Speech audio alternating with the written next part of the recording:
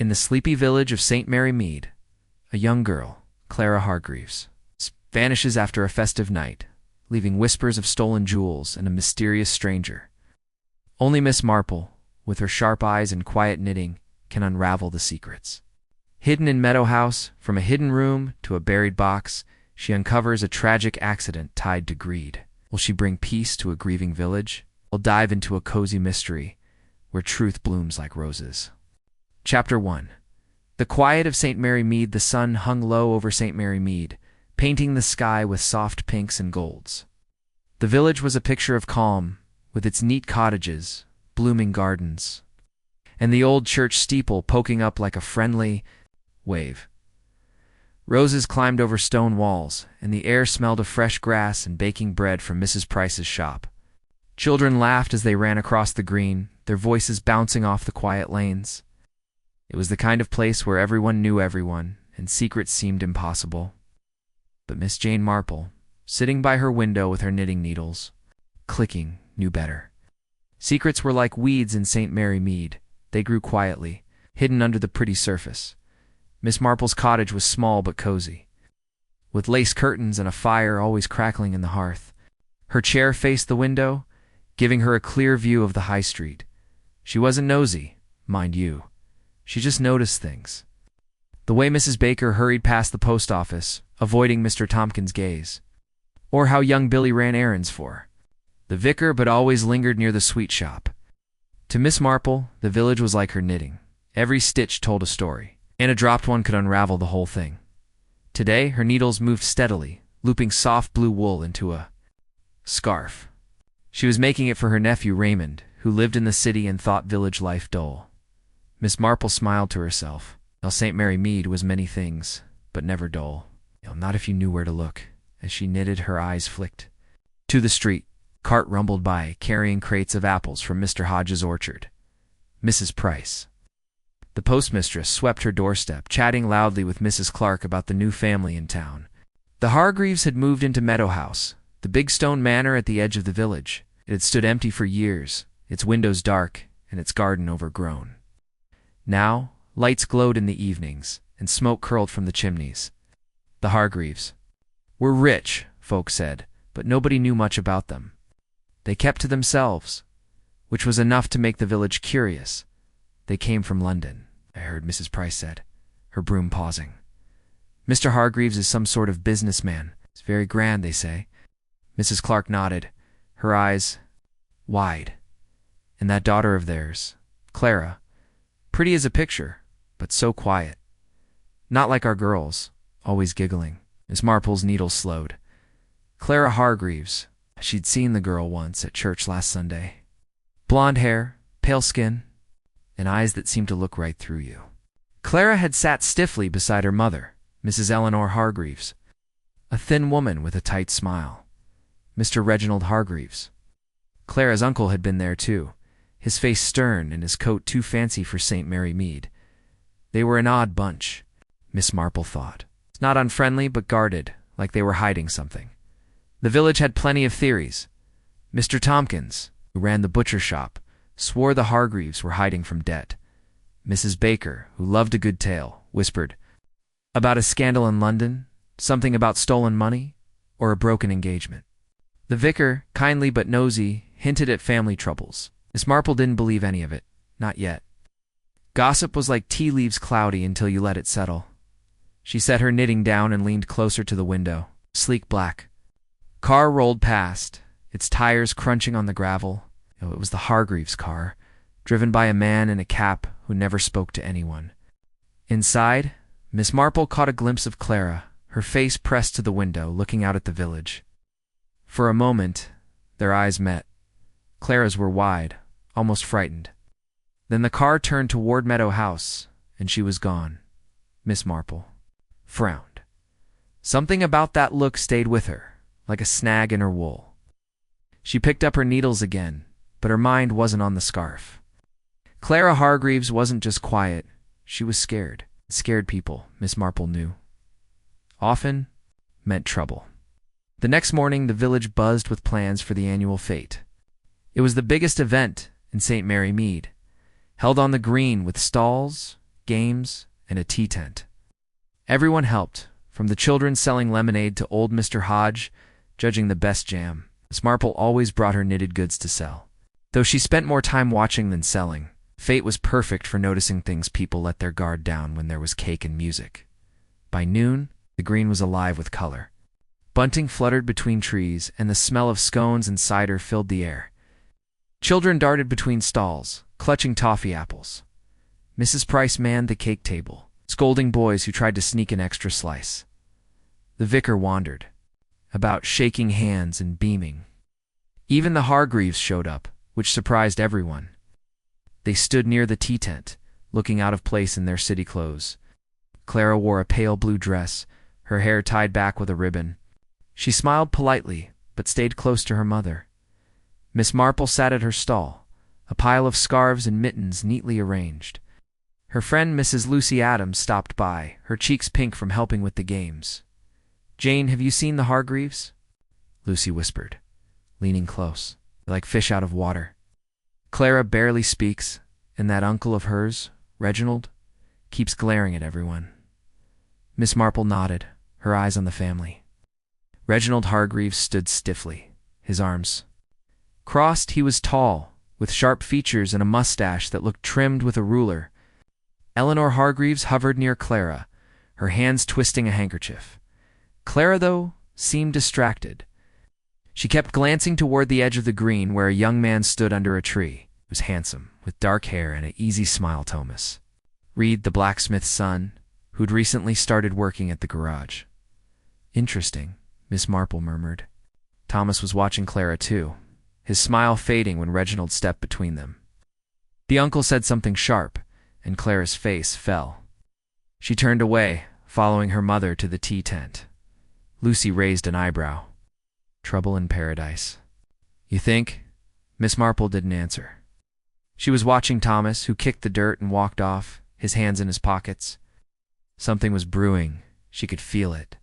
Like the moment before a storm, when the air goes still. The fete went on, with laughter and music filling the green. Miss Marple sold a few scarves and chatted with neighbors, but her mind kept drifting to the Hargreaves. Later, as she helped tidy the tea tent, she overheard a snippet of talk that made her pause. Two women, Mrs. Clark and Mrs. Baker, were gossiping behind a stack of cups. "I saw Clara last night," Mrs. Clark whispered. "Out by the old oak, near Meadow House. She was with someone, a man, but not Thomas. Too dark to see his face." Mrs. Baker gasped. "A stranger? In St. Mary Mead? Oh, that's not good." And with Clara missing the fete for a bit, where was she? Miss Marple's hands stilled on the teapot she was drying. Clara hadn't been at the fete all day. She'd slipped away for nearly an hour, unnoticed by most, but not by Miss Marple. She'd seen the girl return, her dress slightly mussed, her eyes red. Now this talk of a stranger, it was a thread worth pulling. That evening Miss Marple sat by her fire, knitting Forgotten in her lap. The Hargreaves were a puzzle, and Clara was the key. A scared girl, a stern uncle, a secretive family, now a mysterious stranger. St. Mary Mead might look sleepy, but Miss Marple knew better. Trouble had a way of finding the village, and she had a way of finding it out. She stood, smoothing her skirt, and walked to her desk. From a drawer, she pulled a small notebook, its pages filled with neat handwriting. She jotted down what she'd seen and heard: Clara's frightened eyes, Reginald's sharp words, Thomas's lingering looks, and the whisper of a stranger by the oak. It wasn't much, not yet. But Miss Marple had solved mysteries with less.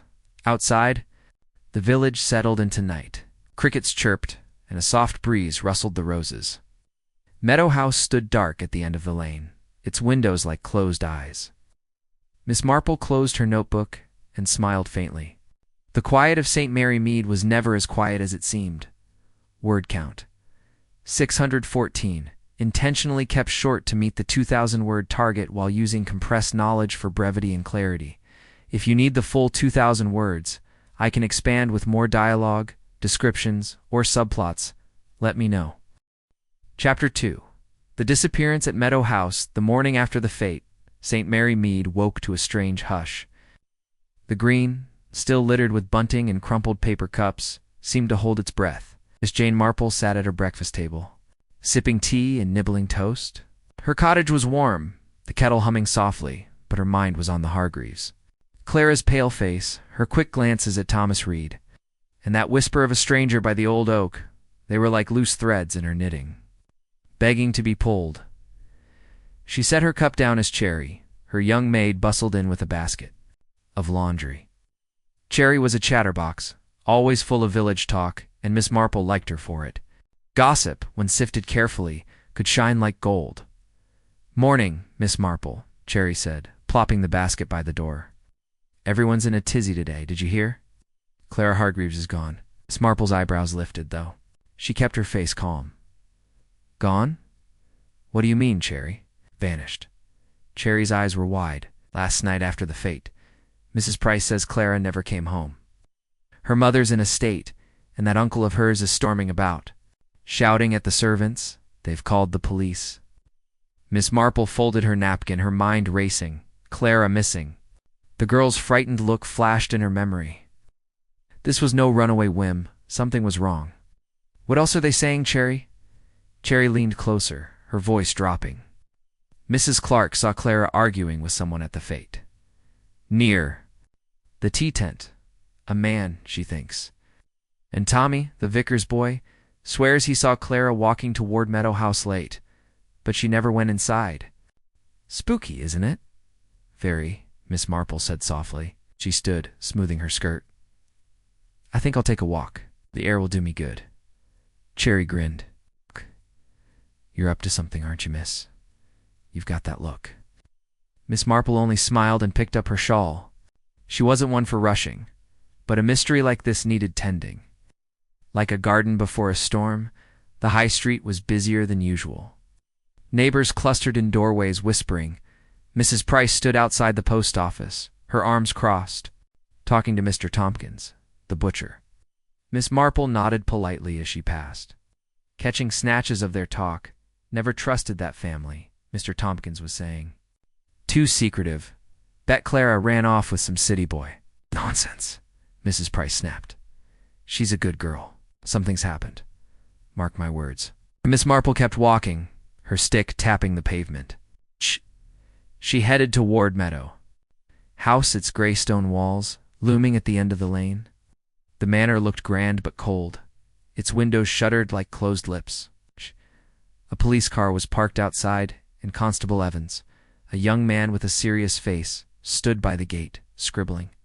In a notebook? "Good morning, Constable," Miss Marple said brightly. "Such a fuss today." He tipped his hat, looking tired. "Morning, Miss Marple. It's a bad business. Clara Hargreaves hasn't been seen since last night.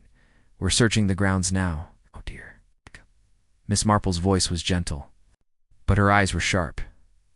"Any sign of where she went?" "Not yet. Her uncle says she was in her room after the fete, but her bed's untouched. Her mother's crying her eyes out." Miss Marple nodded, her mind filing away details. An untouched bed meant Clara never planned to stay. She glanced at the garden, where roses climbed over a low wall. "May I walk the path? I won't get in the way." Constable Evans hesitated, then shrugged. "Stay outside the gate, please." "Ma'am." She thanked him and strolled along the lane, her eyes scanning the ground. The gravel was scuffed, as if someone had walked in a hurry. Near a hedge, she spotted a glint of blue ribbon, half buried in the dirt. It was the same shade as Clara's hair tie from the fete. Miss Marple bent slowly, pretending to adjust her shoe, and slipped the ribbon into her pocket. A small thing, but small things often mattered. Back in the village, she stopped by the tea shop, where Mrs. Lucy Adams was pouring tea for a crowd of gossiping neighbors. Lucy waved her over, her face eager. "Jane, you've heard about Clara, haven't you?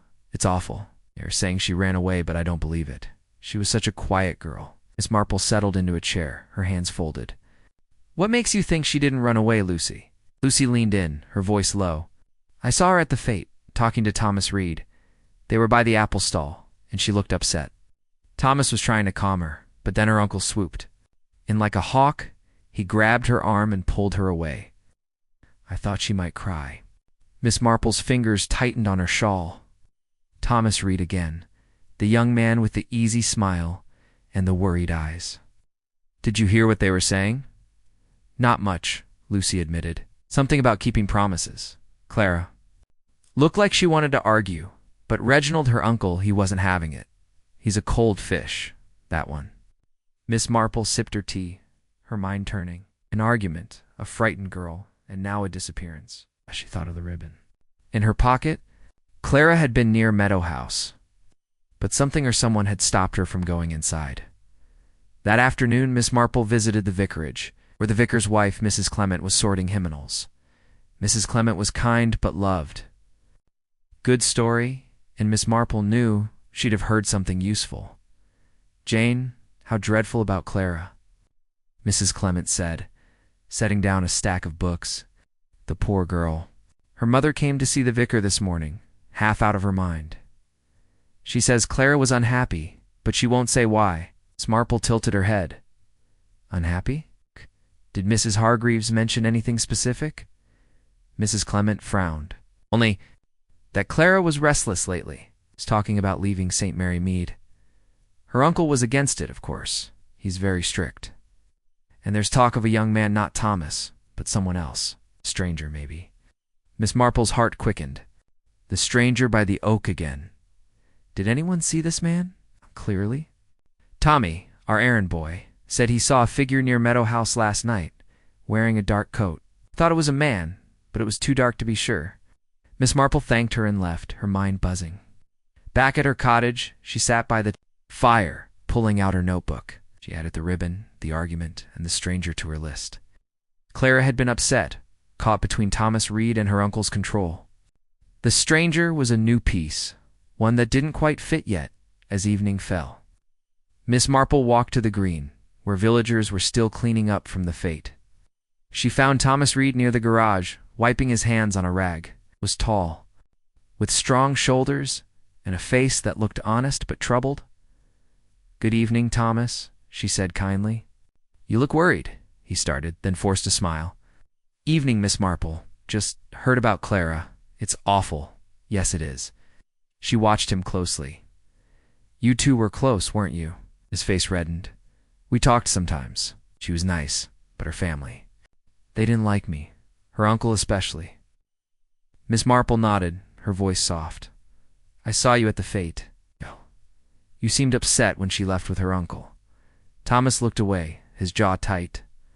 "She wanted to tell me something, but he stopped. Her said it wasn't my business. Should have done something, but..." He trailed off, his hands clenching the rag. "You cared for her," Miss Marple said gently. "It's not your fault." He didn't answer, but his eyes were wet. Miss Marple patted his arm and walked home, her mind heavy. Thomas was hurting, but he wasn't telling the whole truth. And that ribbon, why was it outside Meadow House? That night, the village was quiet, but Miss Marple couldn't sleep. She sat by her window, knitting forgotten, watching the dark shape of Meadow House. Lights flickered in one window, then went out. Something was wrong in that house, and Clara's disappearance was only the beginning. Miss Marple knew trouble when she saw it, and trouble had taken root in St. Mary Mead. Chapter 3. Whispers in the village. The sun rose over St. Mary Mead, but the village felt heavier than usual. Clara Hargreaves' disappearance hung like a fog, dampening the usual chatter of morning. Miss Jane Marple sat in her garden, a cup of tea cooling on the table beside her. Her knitting lay untouched, the blue scarf for her nephew forgotten for now. Her eyes, sharp as ever, watched a blackbird hop across the grass. But her mind was on Clara, the frightened girl, the ribbon in the dirt, and Thomas Reed's troubled face. Cherry, her maid, burst through the gate, her cheeks pink from hurrying. "Miss Marple, the whole village is talking. They're saying Clara ran off with that stranger by the oak. Mrs. Price swears she saw them together before the fete." Miss Marple's lips pursed. "Mrs. Price sees many things, Cherry. Not all of them are true. What exactly did she say?" Cherry plopped onto a bench, catching her breath. She was at the post office sorting letters when she saw Clara walking toward Meadow House 2 nights ago. There was a man with hurt hall, dark coat, face hidden by a hat, Mrs. Price says Clara looked nervous, like she didn't want to be. There. Miss Marple sipped her tea, her mind turning. A stranger again, the same one Mrs. Clement mentioned. Or just village gossip twisting itself into knots.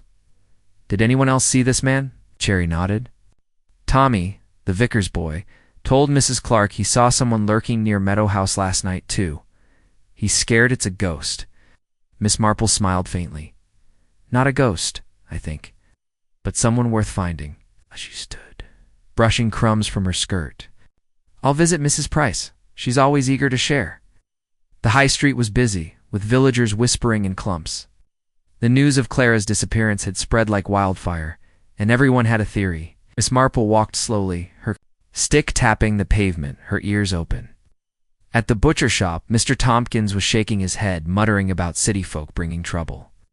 Outside the bakery, Mrs. Baker told a customer Clara had been sneaking letters to someone in London. Miss Marple filed it all away, knowing gossip was like flour, mostly fluff. But with a few grains of truth. At the post office, Mrs. Price was behind the counter, her glasses slipping down her nose as she sorted mail. She looked up, eager for a listener. Miss Marple, isn't it dreadful about Clara? I knew something was off with that family. Good morning, Mrs. Price, Miss Marple said, her voice gentle. Cherry mentioned you saw Clara with someone. Could you tell me more? Mrs. Price leaned forward, her voice dropping to a whisper. It was the night before the fete, after dark. I was closing up when I saw Clara on the lane to Meadow House. She was with a man, not Thomas Reed, mind you. He was tall, wore a long coat, and kept his hat low. They were talking fast, like they didn't want to be seen. Clara looked scared, kept looking over her shoulder. Miss Marple nodded, her face calm but her mind racing. Did you hear anything they said? Not much, Mrs. Price admitted. Something about meeting again. The man's voice was low, almost angry. I couldn't see his face, but he wasn't from here. Too fancy, like a city gent. Thank you, Mrs. Price. That's very helpful, Miss Marple smiled. But her thoughts were elsewhere. A city gentleman meeting Clara in secret. Is he a friend, a foe, or something else? Her next stop was the vicarage, where Mrs. Clement was arranging flowers for the church. The vicar's wife was flustered, her hands trembling as she snipped rose stems. Jane, I can't stop thinking about Clara. Her poor mother came by again, begging for news. She says Clara was writing letters, but they're gone now. Miss Marple's eyes narrowed. Letters to whom? Mrs. Clement hesitated. Eleanor Mrs. Hargreaves wouldn't say, but she found an empty envelope in Clara's room, addressed to someone in London. No name, just a postbox number. And Reginald, her uncle, was furious when he saw it. Said Clara was meddling in things she shouldn't. Miss Marple's fingers tightened on her stick. Letters to London, a stranger in a dark coat, and an angry uncle. The pieces were starting to form a pattern, like stitches in her knitting. Did Mrs. Hargreaves say anything else? Only that Clara was unhappy, Mrs. Clement said. She wanted to leave St. Mary Mead, but Reginald wouldn't hear of it. He's so strict, Jane, I don't trust him. Miss Marple thanked her, and left her mind buzzing. She decided to visit the green, where the Fates' stalls were being cleared away. There she found Tommy, the vicar's errand boy, kicking a stone near the tea tent. He was a skinny lad, no older than 12, with a mop of red hair and a knack for seeing things he shouldn't. Hello, Tommy, Miss Marple said, offering a peppermint from her bag. I hear you saw someone near Meadow House last night. Tommy's eyes lit up as he took the sweet. Yes, ma'am. I was coming back from delivering candles to the church. It was dark, but I saw a man by the gate. He was tall, wearing a black coat, looked like he was waiting for someone. Did you see Clara with him? Miss Marple asked gently. Tommy shook his head. No, ma'am, just the man. He saw me and ducked behind the hedge, gave me the creeps. Miss Marple patted his shoulder. You're a brave boy, Tommy. Keep your eyes open, but don't go near Meadow House alone. As she walked home, Miss Marple's thoughts spun. The stranger was real, not just gossip. Clara had been meeting him, possibly about those letters. But why? And where was she now? The ribbon in Miss Marple's pocket felt heavier, a clue that tied Clara to the lane, but not to her fate. At her cottage, Miss Marple sat by the fire, pulling out her notebook. She wrote down the new details. Mrs. Price's sighting, the missing letters, Reginald's anger, and Tommy's story of the man in the coat. She also noted Thomas Reed's silence. He'd cared for Clara, but he wasn't telling everything. Was he protecting her or himself? The village clock struck 6, and Miss Marple looked out her window. Meadow House stood dark against the fading light, its chimney stark. She thought of Clara's frightened eyes at the fate, caught between her uncle's grip and Thomas's worried gaze. Somewhere in that house, or in the whispers of St. Mary Mead, was the answer to what had happened to her. Miss Marple closed her notebook and picked up her knitting, her needles clicking softly. The village might be full of whispers, but she knew how to listen. And she'd keep listening until Clara's story came clear. Chapter 4. The shadow of the past. The morning was crisp in St. Mary Mead, with a chill that made the roses shiver. Miss Jane Marple sat by her kitchen window, her tea steaming in a china cup. Her knitting lay in her lap, but her fingers were still, her eyes fixed on the lane leading to Meadow House. Clara Hargreaves had been missing for 2 days now, and the village buzzed with worry and wild guesses. Miss Marple didn't trust guesses. She trusted facts, and facts were like her knitting needles, small, sharp, and able to stitch things together. Cherry burst in, her apron crooked, and her face bright with news. "Miss Marple, you won't believe it? I found something in the attic while cleaning. Old letters, tied with string, from Meadow House's last owner. They mention the Hargreaves." Miss Marple's eyebrows rose. "Letters? That's interesting, Cherry. Bring them here, please." Cherry darted upstairs and returned with a dusty bundle. The letters were yellowed, their ink faded, but readable. Miss Marple untied the string carefully, her hands steady. The letters were from a Mrs. Lydia Weston, who'd lived in Meadow House 20 years ago. They were addressed to a cousin in London, full of chatty village news, until Miss Marple reached one dated June 1905. "Lydia writes about a scandal," Miss Marple murmured, her eyes scanning the page. "A theft. Jewels, very valuable. Stolen. From a guest at Meadow House. The Hargreaves family was mentioned. Clara's grandfather, I believe.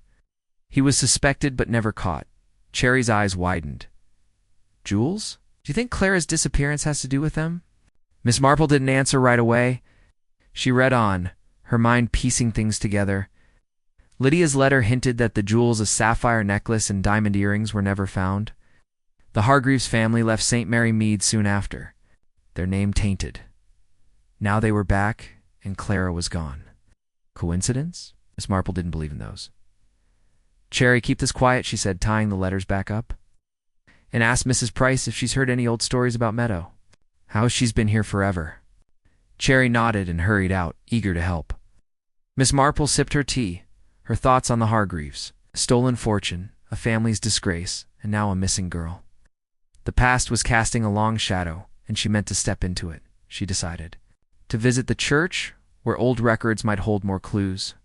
The vicar, Mr. Clement, was in his study, sorting papers. He looked up, his face tired. "Jane, this business with Clara is dreadful. The police are searching the woods now, but nothing yet." Miss Marple nodded, her voice gentle. "What's troubling indeed? I was wondering, Mr. Clement, if you have records from 20 years ago. About Meadow House, perhaps." The vicar frowned but led her to a dusty cabinet. "You keep baptisms, marriages, and such. Let's see." Pulled out a ledger, its pages brittle. Miss Marple scanned it, her finger pausing on a name. Edward Hargreaves, Clara's grandfather. He'd been a churchwarden in 1904, respected until the jewel theft. A note in the margin in faded ink read, "Left suddenly, 1905. Rumors of scandal." "Interesting," Miss Marple said softly. She thanked the vicar and left, her mind buzzing. Edward Hargreaves had fled after the theft, and now his family was back, living in the same house. Were they searching for the jewels? Did Clara know something? Back in the village, Miss Marple stopped by the post office. Mrs. Price was sorting letters, her glasses slipping as usual. "Cherry said you're asking about Meadow House," she said, eager to talk. "I was a girl when the theft happened." Everyone said Edward Hargreaves took those jewels. He was charming but sly, my mother said. After he left, people swore the jewels were hidden in Meadow House. Miss Marple's eyes gleamed. Hidden? Did anyone look for them? Yes, Mrs. Price said. The new owner searched every corner, but nothing turned up. Some say the jewels were cursed, bringing bad luck to the Hargreaves. Miss Marple thanked her and walked home, her stick tapping the pavement. Cursed jewels were nonsense, but hidden ones. That was possible. And Clara, with her secret letters and meetings with a stranger, might have stumbled onto something dangerous. At her cottage, Cherry was waiting, bursting with more news. Miss Marple, I talked to old Mr. Hodge at the orchard. He remembers. The theft, says Edward Hargreaves, was seen digging in the garden before he left. People thought he was burying something. Miss Marple's heart quickened. The garden? Al, it's worth knowing, Cherry. She thought of the ribbon she'd found near Meadow House, tangled in the hedge. Had Clara been in the garden looking for something, or had someone else? That afternoon, Miss Marple took a walk past Meadow House. The police were gone, but the manor looked grim, its windows dark. She lingered by the gate, pretending to admire the roses. The garden was overgrown, with tangled vines and a crumbling fountain near the hedge. Where she'd found the ribbon, she noticed fresh dirt, as if someone had been digging. Eyes narrowed. It wasn't much, but it was something. She returned home and sat by the fire, pulling out her notebook. She added the letters, the theft, and the dug-up dirt to her list. Clara's disappearance was tied to the past, she was sure. The jewels, the stranger, and Reginald Hargreaves' anger, they were all part of the same pattern. But where was Clara? As evening fell, Miss Marple heard a knock. It was Thomas Reed, his face pale and his hands fidgeting. Miss Marple, I need to talk. It's about Clara. She invited him in, her voice calm. Sit down, Thomas. What's troubling you? He sank into a chair, his eyes on the floor. I didn't tell you everything. At the fete, Clara said she'd found something papers in Meadow House. She wouldn't say what, but she was scared. Said her uncle would be furious if he knew. Miss Marple's fingers tightened on her cup. Papers, did she say where she found them? Ah! Thomas shook his head. She was going to tell me more, but Reginald came and dragged her away. I should have stopped her, but I didn't. No, you did what you could. Miss Marple said gently, Thank you for telling me, Thomas. He left, his shoulders slumped. Miss Marple sat back, her mind racing. Papers possibly about the jewels. Clara had found something her uncle wanted hidden, and now she was gone. The shadow of the past was growing darker, and Miss Marple knew she was close to a truth, dangerous, but close. She looked out at Meadow House, silhouette stark against the night sky. The village was quiet, but secrets were stirring. What? Marple picked up her knitting, her needles clicking softly. She'd find those secrets, one stitch at a time. Chapter 5. A stranger in the night, the air in St. Mary Mead was sharp that evening, with a bite that hinted at autumn. Miss Jane Marple sat by her fire, her knitting needles idle in her lap. The village was restless, whispering about Clara Hargreaves, now missing for 3 days. The police had searched the woods and fields, but found nothing, no trace of the girl with the frightened eyes. Miss Marple's notebook lay open on the table, its pages filled with neat notes. The blue ribbon, stolen jewels, the secret papers, and the stranger in the dark coat. Each was a thread, and she was determined to weave them together. A knock at the door startled her. It was Cherry, her maid, her face pale under the lamplight. Miss Marple, you've got to hear this. Tommy just ran by, scared half to death. He says he saw that stranger again, near Meadow House, not an hour ago. Miss Marple's eyes sharpened. The stranger. Tell me exactly what Tommy said, Cherry. Cherry wrung her hands. He was delivering eggs to Mrs. Clark when he saw a man by the manor gate. Tall, in a dark coat, same as before. He was standing in the shadows like he was watching the house. Tommy says he looked right at him, then slipped into the bushes. Miss Marple stood, pulling her shawl tight. Thank you, Cherry. Stay here and keep the kettle on. I'm going for a walk. Cherry's eyes widened. At this hour? It's dark, miss. A little dark never hurt anyone, Miss Marple said with a small smile, and I'm not going far. She took her stick and a lantern, its soft glow lighting the path. The village was quiet, the cottages dark except for a few flickering windows. Meadow House loomed at the end of the lane, its stone walls cold under the moonlight. Miss Marple moved slowly, her eyes scanning the shadows. She wasn't foolish. Knew a stranger lurking at night could mean danger, but she also knew fear could cloud the truth. And the truth was what she wanted. Near the manor gate, she paused.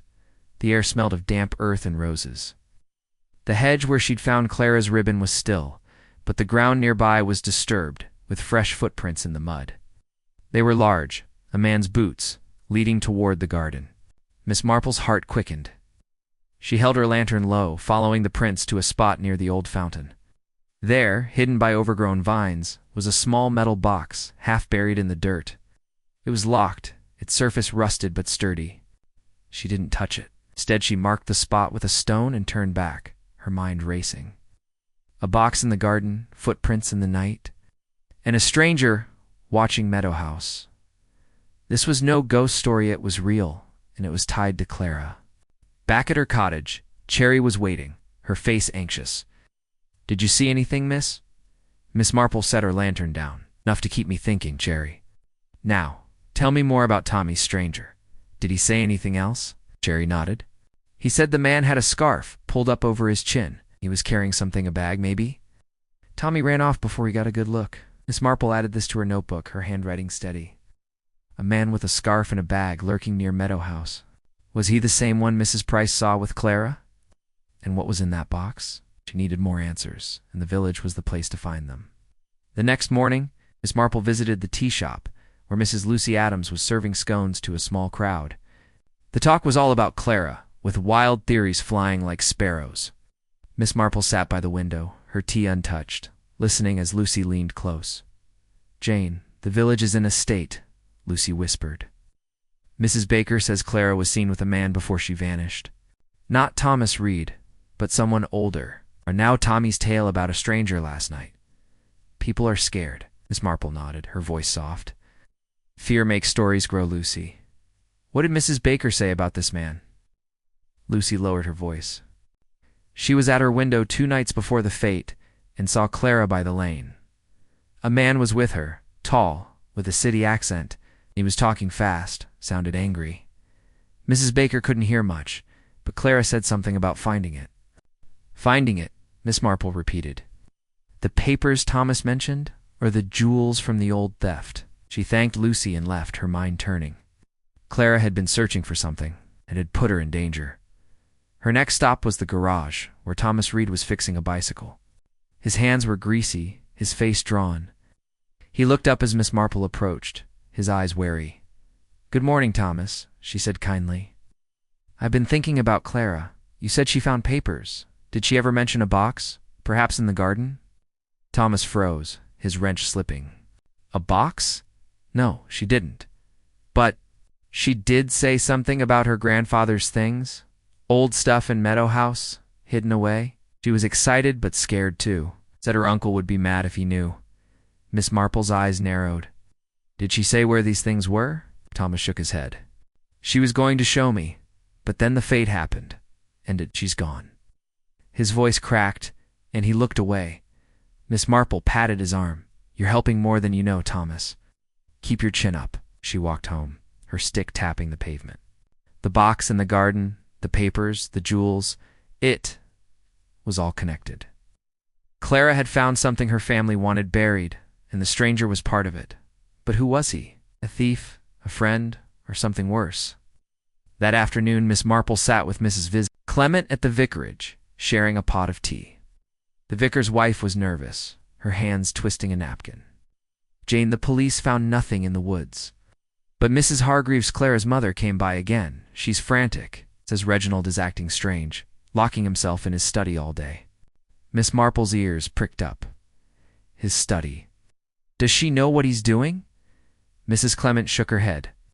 She says he's looking through old papers, muttering about fixing mistakes.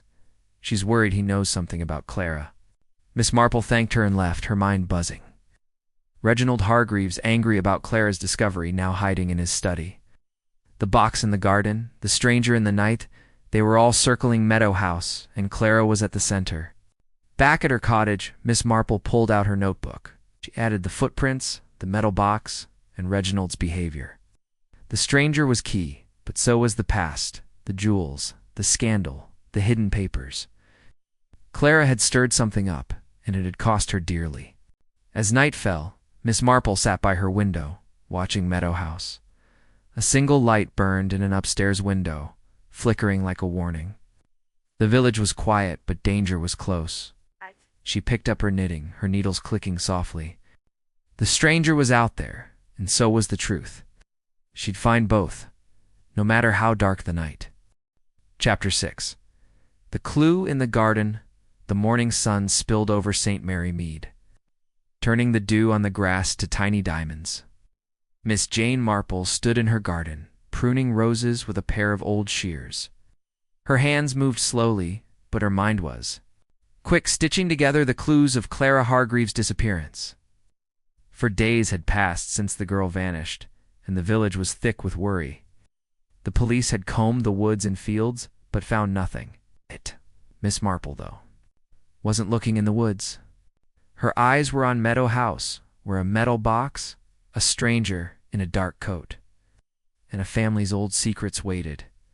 Cherry burst through the gate, her apron flapping. Miss Marple, the church flower show's today. Everyone's going, even the Hargreaves. Mrs. Price says it's odd they're showing their faces with Clara still missing. Miss Marple set her shears down.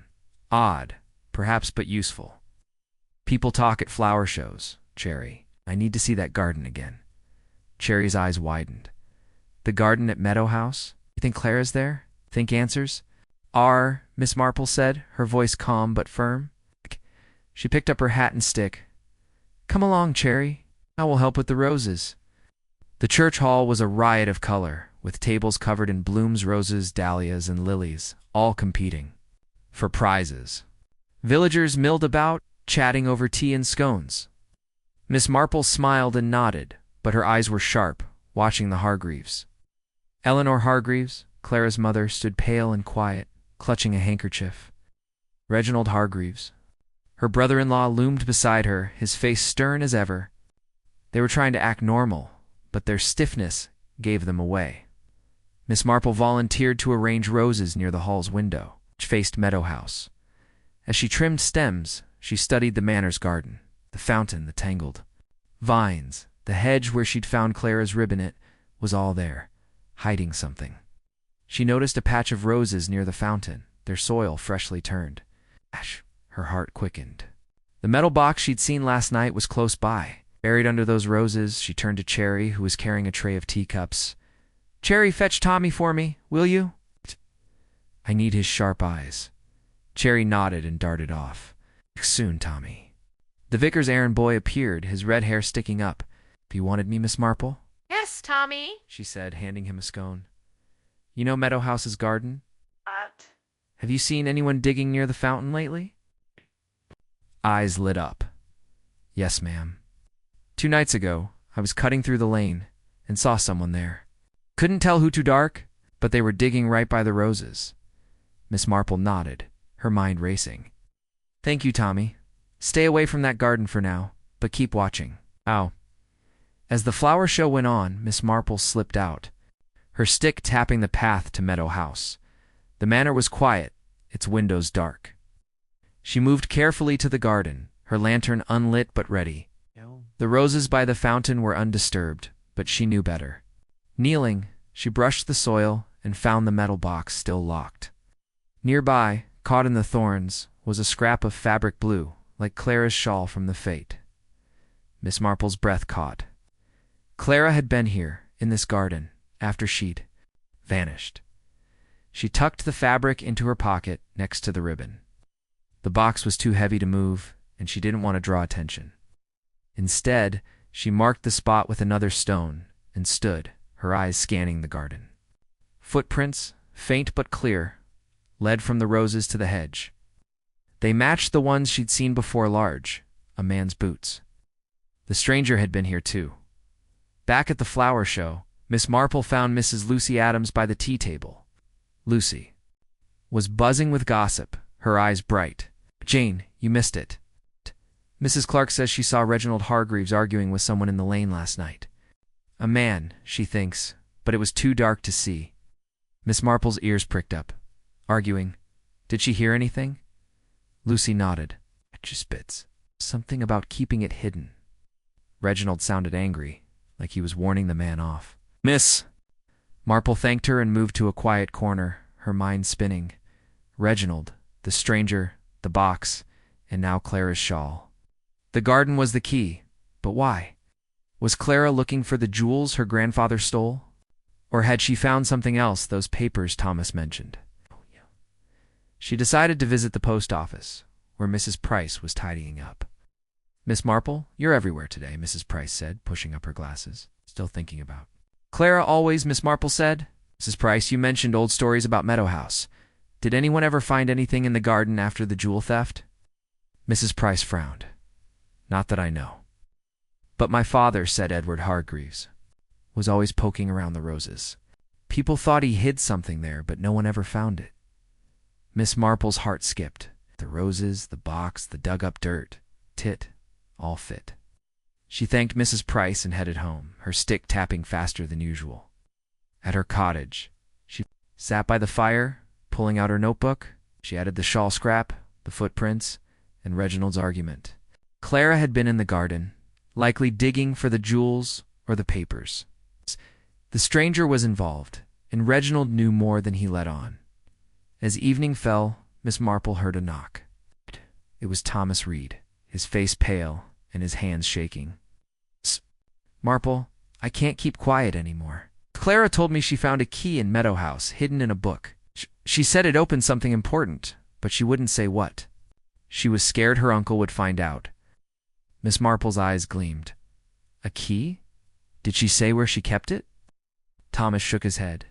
"She was going to show me after the fete, but then she was gone."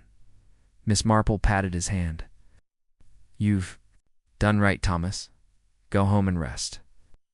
After he left, Miss Marple sat back, her mind racing. A key, a box, a shawl, and a stranger. Clara had been close to something big, something worth hiding, something worth fighting over. Meadow House held the answers, and Miss Marple was determined to find them. She looked out her window, where the manor stood dark against the starry sky. The village was quiet, but the garden whispered secrets. Miss Marple picked up her knitting, her needles clicking softly. The clue in the garden was a step closer to Clara, and she wouldn't stop until the truth bloomed. Chapter 7. The Family Secrets. The morning light filtered through St. Mary Mead's misty air, casting soft shadows on the cobblestone lanes. Miss Jane Marple sat at her breakfast table, a cup of tea in hand, her knitting untouched. Clara Hargreaves had been missing for 5 days, and the village was a tangle of worry and whispers.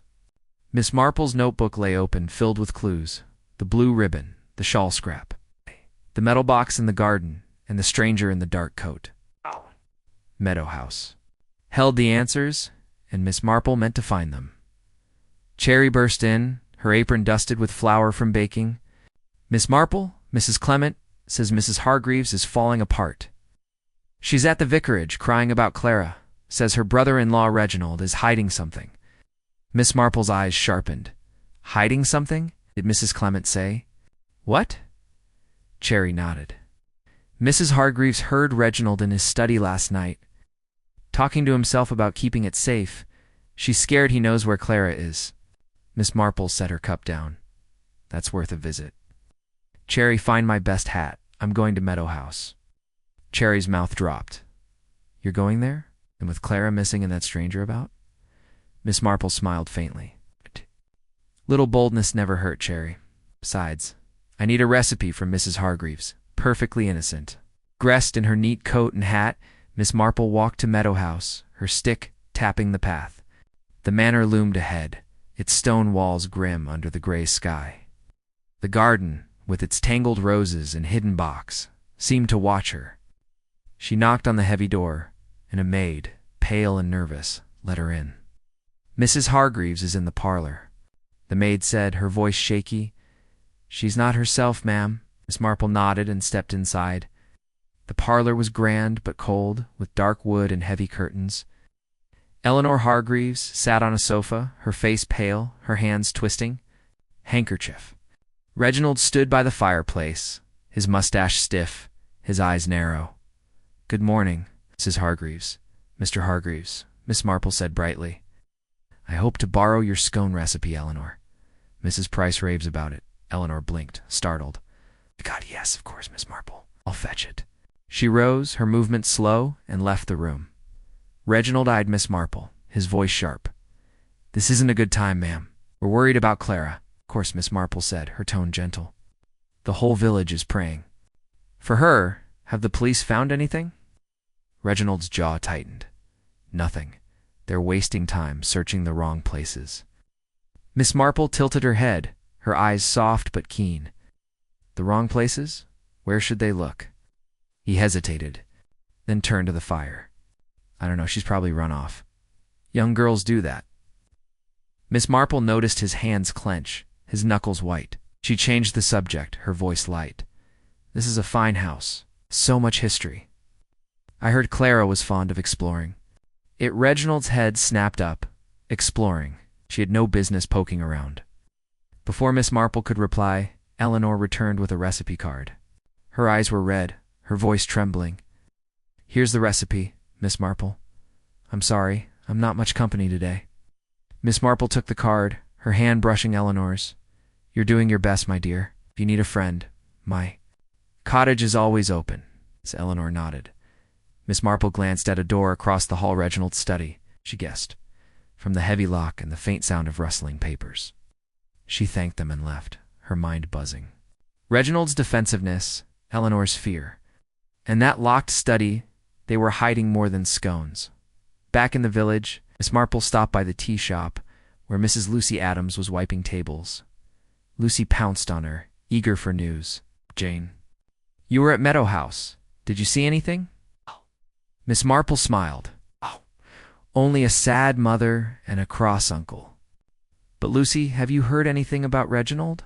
Any odd habits?" Lucy leaned close, her voice low. "Mrs. Clark says he's been in his study all hours, burning papers in the fireplace. She saw smoke from the chimney late at night." Miss Marple's heart quickened. Burning papers, like the ones Clara found? She thanked Lucy and headed to the post office, where Mrs. Price was sorting mail. "Mrs. Price, you know Meadow House well," Miss Marple said. "Did Clara ever mention finding anything, their old books, perhaps?" Mrs. Price pushed up her glasses. "Not to me, but she was always in the library, reading dusty old things. Once, she asked me how to open a locked box.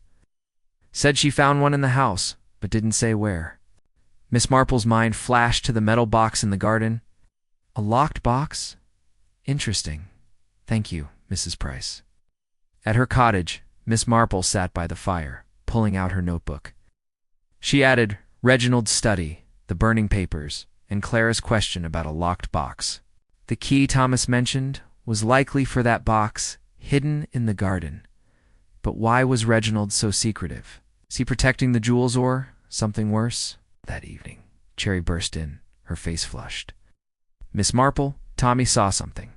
Again, he was near Meadow House, delivering milk, and heard voices in the garden. One was Reginald, arguing with a man, the stranger, maybe. Miss Marple's eyes gleamed. "What did they say, Cherry?" Tommy couldn't hear much, just Reginald saying, "Stay away from it, and it's mine." The other man laughed, like he wasn't scared. Miss Marple nodded, her fingers tapping her notebook. Reginald the stranger, and the garden always the garden. She thought of the shawl scrap, the footprints, and the box. Clara had found something her uncle wanted hidden, and the stranger was after it too. As night fell, Miss Marple sat by her window, watching Meadow House. A light flickered in the study, then went out. The village was quiet, but secrets were loud in her mind. She picked up her knitting, her needles clicking softly. The Hargreaves family was unraveling, and she was close to the thread that would pull it all apart. Chapter 8. The hidden room. The dawn broke gently over St. Mary Mead, painting the village in soft golds and pinks. Miss Jane Marple sat in her cozy kitchen, her tea steaming beside her untouched knitting. Clara Hargreaves had been missing for 6 days, and the village was thick with fear and chatter. Miss Marple's notebook was open, its pages crowded with clues. The ribbon, shawl scrap, the metal box in the garden, the stranger in the dark coat, and Reginald Hargreaves' secretive behavior. The key Clara had found, hidden in a book, was the newest thread, and it pointed straight to Meadow House. Today, Miss Marple decided she would pull that thread. Cherry burst through the door, her cheeks flushed from running. "Miss Marple, Tommy's got news." "Ah." "He says he saw something odd at Meadow House last night, behind the library window. A light moving like someone was searching." Miss Marple's eyes sharpened. "The library? Did he see who it was?" Cherry shook her head. "Too dark." "But he says the light came from a corner where there's no lamp, like a secret space." Miss Marple set her tea down. A secret space in the library? It fit with Clara's talk of hidden papers and a key. "Thank you, Cherry. I need a visit." "Meadow House again. Find my shawl, please." Cherry's eyes widened. "Again, miss. It's getting dangerous." Miss Marple smiled faintly. "It's nonsense, Cherry. I'm just an old lady visiting friends." She walked to Meadow House, her stick tapping the quiet lane. The manor looked grim, its windows like closed eyes. The garden, with its roses and buried box, seemed to whisper secrets. Miss Marple knocked, and the same nervous maid let her in. "I've come to return Mrs. Hargreaves' recipe," Miss Marple said brightly, holding up the card from her last visit. "Is she in?" The maid nodded. "In the parlor, ma'am." "But Mr. Hargreaves is out." Miss Marple's heart lifted. Reginald's absence was perfect. She needed to see that library. She found Eleanor Hargreaves in the parlor, looking thinner, her eyes red from crying. "Miss Marple, it's kind of you to come," Eleanor said, her voice shaky. "I won't stay long," Miss Marple said, handing over the card. "But I wondered if I might see your library. I'm looking for a book on roses for the church show." Eleanor hesitated, then nodded. "Of course, it's down the hall." Miss Marple moved slowly, her eyes scanning the dim corridor. The library. Door was heavy oak, slightly ajar. Inside, shelves towered to the ceiling, filled with dusty books. The air smelled of old paper and wax.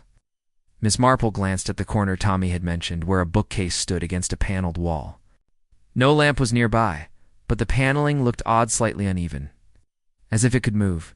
She ran her fingers along the wood, feeling for a catch. A soft click sounded, and a narrow section of the wall slid open, revealing a small, dark room. Miss Marple's breath caught. She stepped inside, her eyes adjusting to the gloom. A table held a stack of journals, a faded map, and a small brass key, likely the one Clara had found. She opened a journal, its pages brittle. It belonged to Edward Hargreaves, Clara's grandfather, dated 1904. The writing was hurried, mentioning the stolen jewels, a sapphire necklace and diamond earrings hidden where the roses bloom. Miss Marple's heart raced. The garden again. The map showed Meadow House, with a mark near the fountain, right where she'd found the metal box. Footsteps in the hall made her freeze. She slipped the key into her pocket and closed the journal, stepping out just as Eleanor appeared. "Marple, did you find your book?" Miss Marple smiled. "Not yet, but your library is lovely. I'll come back another time." Back in the village, Miss Marple stopped by the tea shop, where Mrs. Lucy Adams was serving tea. Lucy pounced on her. "Jane, any news?" "People say the police are giving up.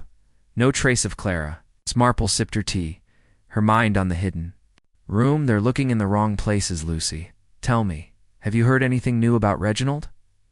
Lucy leaned close. "Mrs. Baker saw him in the garden last night, digging near the fountain. She thought he was planting, but it was midnight." Miss Marple's eyes narrowed. Reginald, digging where the map pointed. He was after the jewels or covering something up. She thanked Lucy and headed to the post office, where Mrs. Price was sorting letters. "Mrs. Price, did Clara ever talk about the library?" Miss Marple asked. Mrs. Price nodded. "Once, said she found old books there, full of secrets." She was excited, but nervous, like she'd stumbled on something big. Miss Marple thanked her and walked home, her stick tapping faster. At her cottage, she added the hidden room, the journals, the map, and the key to her notebook. Clara had found the key in the journals, uncovering her grandfather's secret. Reginald knew, and he was desperate to keep it hidden. That evening, Tommy knocked on her door, his face pale. "Miss Marple, I saw that stranger again by the garden. He was watching the house, holding a bag. I think he's after something." Miss Marple nodded, her mind racing. "Thank you, Tommy. Stay clear of Meadow House for now." She sat by her fire, the brass key heavy in her pocket. The hidden room had given her answers, but also questions. Clara had been close to the jewels, and Reginald was frantic to protect them or something worse. The stranger was circling, and the garden held the truth. Outside, Meadow House stood dark, its secrets locked tight. Miss Marple's needles clicked softly. She was closer to Clara, but the mystery was deeper than ever. Chapter 9. A dangerous revelation. The morning mist clung to St. Mary Mead, wrapping the village in a quiet chill. Miss Jane Marple sat by her fire, her tea untouched, her knitting still. Laura Hargreaves had been missing for a week, and the village was heavy with fear. Miss Marple's notebook was open, its pages dense with clues, the blue ribbon, the shawl scrap, the metal box in the garden, the stranger in the dark coat, the hidden room, and the brass key now tucked in her pocket. The journals and map from Meadow House pointed to stolen jewels, but Miss Marple sensed a darker truth. Today, she would unravel it. Cherry burst in, her apron twisted, her eyes wide. "Miss Marple, the village is buzzing. Mrs. Clark says she saw Reginald Hargreaves in the garden again, digging at dawn. And Tommy swears he heard a shout from Meadow House last night." Miss Marple's fingers tightened on her cup. A shout. "Did Tommy say more?" Cherry nodded. He was passing by, delivering bread, and heard a man's voice. "Reginald, he thinks Hewling. You'll ruin everything." Then a door slammed. Miss Marple stood, her mind racing. Reginald, digging. In the garden, arguing in the night. The pieces were falling into place, but they were sharp, like broken glass. "Thank you, Cherry. I need to see Mrs. Hargreaves. Fetch my coat." Cherry hesitated. "Miss, it's not safe." "Out if Reginald's dangerous?" Miss Marple smiled. Faintly. "I'm just an old lady asking after a friend, Cherry. Nothing to fear." She walked to Meadow House, her stick tapping the damp lane. The manor loomed, its stone walls cold and silent. The garden, with its roses and hidden box, seemed to hold its breath. Miss Marple knocked, and the nervous maid let her in. "Mrs. Hargreaves is in the parlor," the maid whispered. "She's not well, ma'am." Miss Marple found Eleanor Hargreaves slumped on a sofa, her face pale, her eyes hollow. Oh. "Miss Marple," she said weakly, "I don't know what to do. Clara's gone, and Reginald, he's not himself." Miss Marple sat beside her, her voice gentle. "Tell me, Eleanor, what's troubling you about Reginald?" Eleanor's hands shook. "He's obsessed with the past. Old papers, family secrets. He says Clara found something she shouldn't have. I heard him in his study, talking to someone. Man, not from here." They argued about the legacy. Miss Marple's heart quickened. The stranger again. "Did you see this man?" Eleanor shook her head, only heard him. His voice was sharp, like a city lawyer. "Reginald told him to leave, but he laughed, like he knew too much." Miss Marple patted her hand. "You're very brave, Eleanor. May I look at Clara's room? It might help." Eleanor nodded, leading her upstairs. Clara's room was neat, with a bed untouched since the fete. On the desk was a book-worn copy of Pride and Prejudice. Miss Marple opened it, and a folded note slipped out. It read, "Meet me by the fountain midnight. Bring the key." No signature, but the handwriting was bold, masculine. Miss Marple slipped the note into her pocket, her mind spinning. Clara had met someone that night, likely the stranger. The key opened the box in the garden, but what was inside, and where was Clara now? Back in the village, Miss Marple stopped by the tea shop, where Mrs. Lucy Adams was pouring tea. Lucy leaned close, her voice low.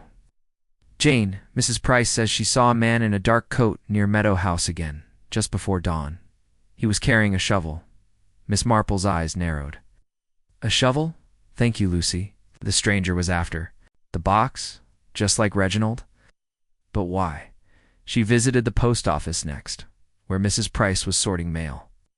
Mrs. Price, you know everyone's business, Miss Marple said with a smile.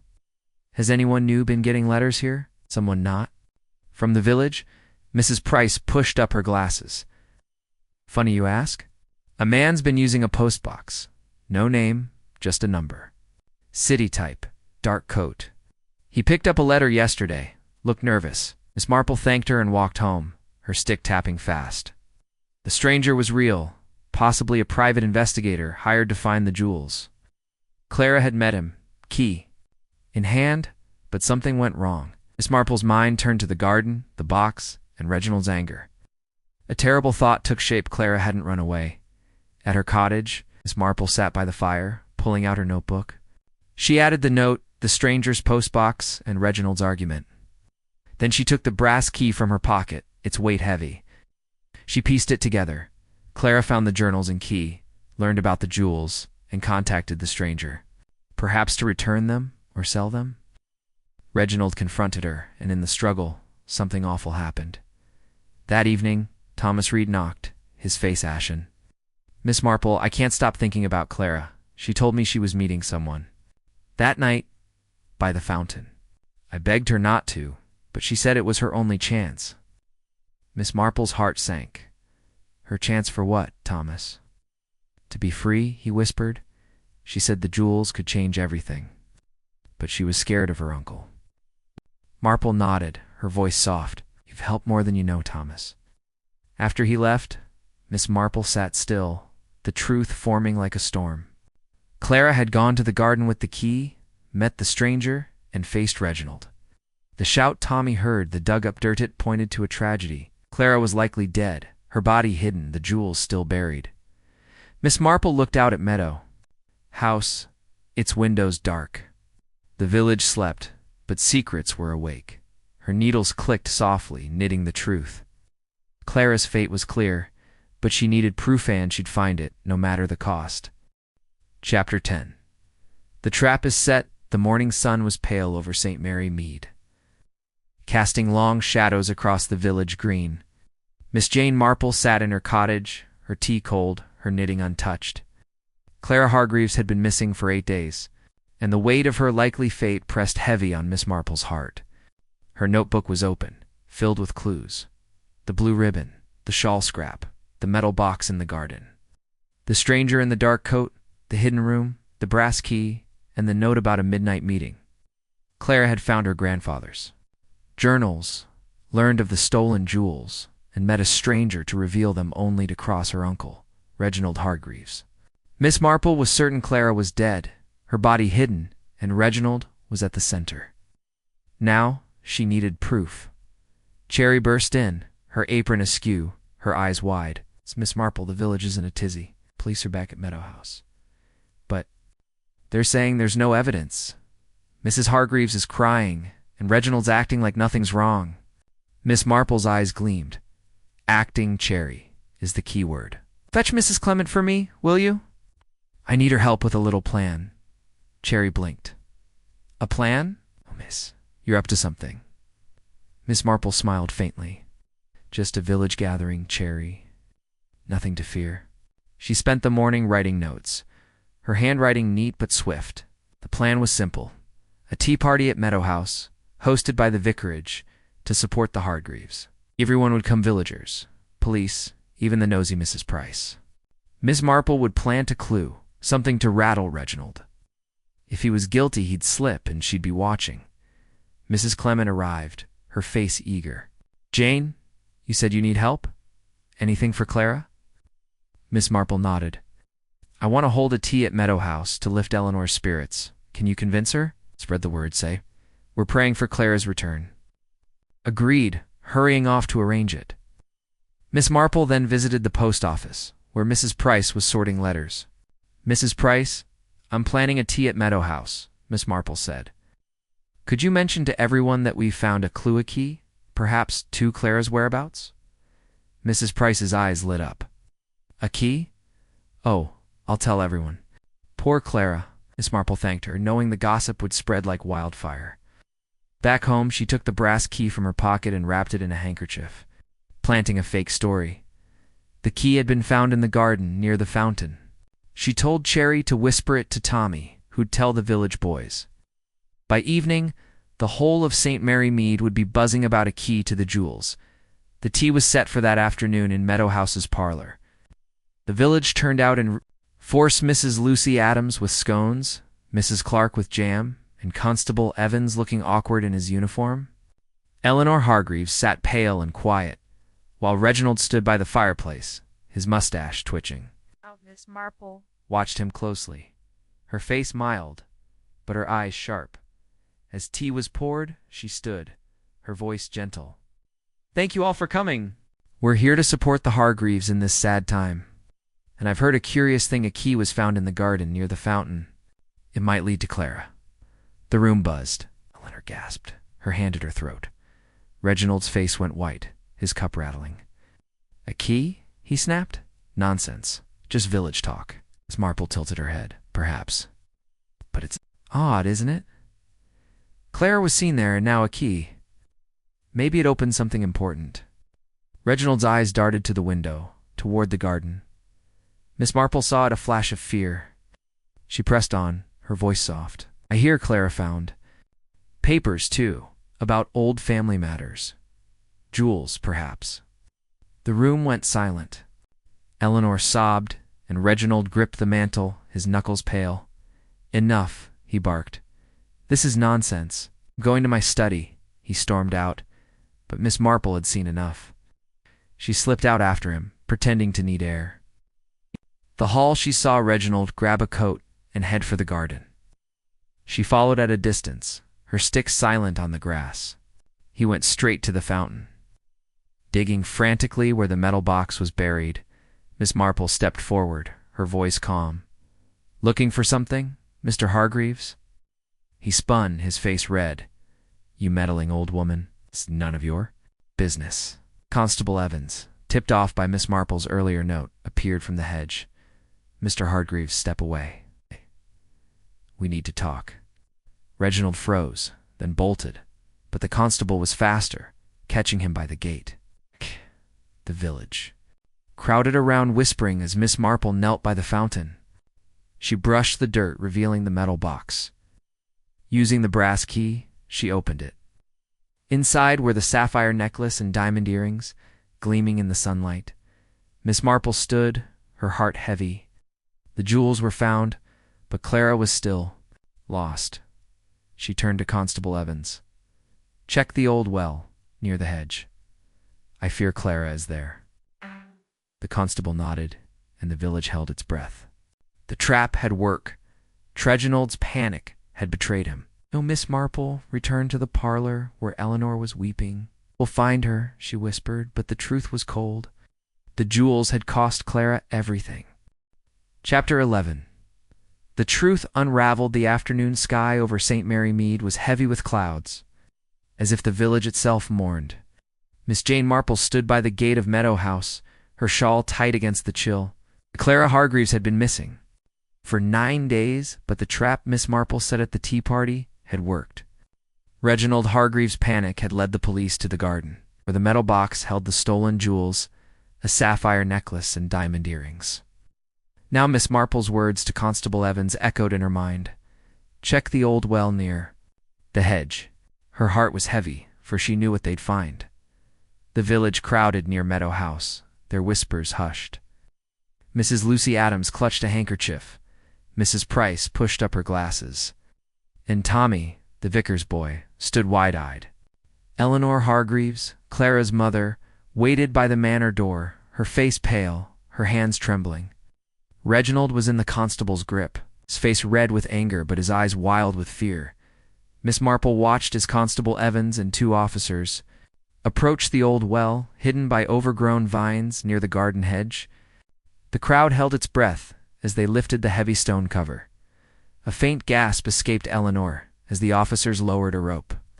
Moments later, one called out, his voice grim. "We've found her." Miss Marple closed her eyes, her heart sinking. Clara Hargreaves, the quiet girl with frightened eyes, was gone. The officers pulled up a bundle, wrapped in a tarp. It was Clara, her blue shawl tangled around her. The village gasped, and Eleanor collapsed, sobbing. As Mrs. Clement rushed to her side, Constable Evans turned to Reginald, his voice stern. "Mr. Hargreaves, you've got explaining to do." Reginald's shoulders slumped, his fight gone. "It was an accident," he muttered, his voice low. "I didn't mean to hurt her." Miss Marple stepped forward, her voice gentle but firm. "Tell us, Mr. Hargreaves, what happened that night?" The crowd leaned in, and Reginald's eyes darted, trapped. He sighed, his voice breaking. "Clara found the journals in the hidden room. They told where my father hid the jewels stolen years ago. She wanted to give them back, clear our name. I told her no. The jewels were our legacy, all we had left." He paused, his hands shaking. "That night, after the fete, she met a man, private investigator, hired by the family we stole from. She had the key, was going to give him the box. I followed her to the garden, begged her to stop. We argued by the well. She pushed me, I pushed back, and she fell, hit her head on the stone. I panicked, hid her in the well, thinking I could fix it." Eleanor's sobs grew louder, and the village murmured in shock. Miss Marple's heart ached, but her face stayed calm. "And the stranger?" she asked. "He kept coming back." Reginald nodded. "He knew about the jewels, was watching the house. I told him to leave, but he wouldn't. Said he'd expose us." Constable Evans handcuffed Reginald, his voice steady. "You're coming with us, sir. This is a matter for the law." As they led him away, Miss Marple turned to Eleanor, kneeling beside her. "I'm so sorry, my dear. Clara wanted to do right." Eleanor clutched her hand, tears streaming. "She was so brave. Should have listened to her." Miss Marple stayed with her as the crowd dispersed, the jewels taken as evidence. The investigator, the stranger in the dark coat, was later found in a nearby town, confirming Reginald's story. He'd been hired to recover the stolen goods, but had no part in Clara's death. Back at her cottage, Miss Marple sat by the fire, her notebook closed.